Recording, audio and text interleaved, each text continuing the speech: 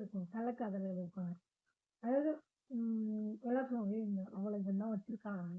ஆனா நேரா பார்க்கும்போது, நீங்க பார்த்தா அவங்க கேஷுவலா இருப்பாங்க. அவங்க கண்டுக்க மாட்டாங்க. அவங்கள இவங்க கண்டுக்க மாட்டாங்க. யாரையோ யாரோ மாரி இருப்பாங்க. பார்க்குறவங்களுக்கே தோணும்.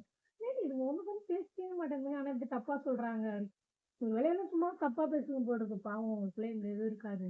ஆமா நல்ல கேரக்டரா தான் இருப்பாங்க போல அப்படின்னு சொல்லி சொல்லுவாங்க. ஆனா கேடிங்க அந்த கேடிங்களுக்கு தான் அந்த உள்ள அந்த இது இருக்கும்.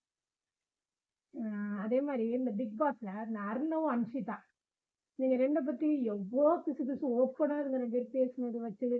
அந்த அர்ணவுன்றவன் என்னென்னவோ பண்ண வீடியோ, வாய்ஸ் எல்லாமே வைஃப் போட்டுச்சு.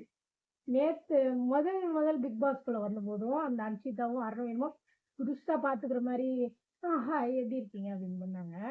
இப்ப இவ்ளோ இருந்து இந்த பொண்ணும் போய் இப்பதான் போச்சு, மறுபடியும் வந்திருக்கு. போய் முதல்லயே போய் மறுபடியும் வந்து செருப்படிலாம் வாங்கிட்டு வந்து உள்ள வந்திருக்காப்படி. நேத்து மறுபடியும் அந்த பிள்ள அன்ஷிதா வருது உள்ள. மறுபடியும் அப்படியே ஒண்ணுமே தெரியாத மாரி என்னமோ இவன் ஒரு உலகத்துல இருந்தவரு, அவன் ஒரு உலகத்துல இருந்தவன மாரி. அப்படியே வந்தது அந்த அம்மா விஷால் கூட போயிடுது. அவன் அவன் அவன் பாட்டுக்கு இருக்கிறான். ஆமா. அப்ப பார்க்குறவங்களுக்கு ஒரு மாரி, "இது என்னடா இது? இதுங்க என்னடா?" அப்படின்னு சொல்லிட்டு அதுங்க ஃபேஸ் ரியாக்ஷன் பார்க்கும்போதே தெரியுது. இதெல்லாம் இவங்களுக்கு வந்து ஒரு இது போல் இருக்கு. அதாவது நம்ம தப்பு தெரியக்கூடாது. நம்ம அப்படியே கேஷுவலா இருப்போம். நீ யாரோ, நான் யாரோ. நம்ம பண்ணும்போது எல்லா திருட்டு வேலையும் பண்ணிக்கிறலாம்.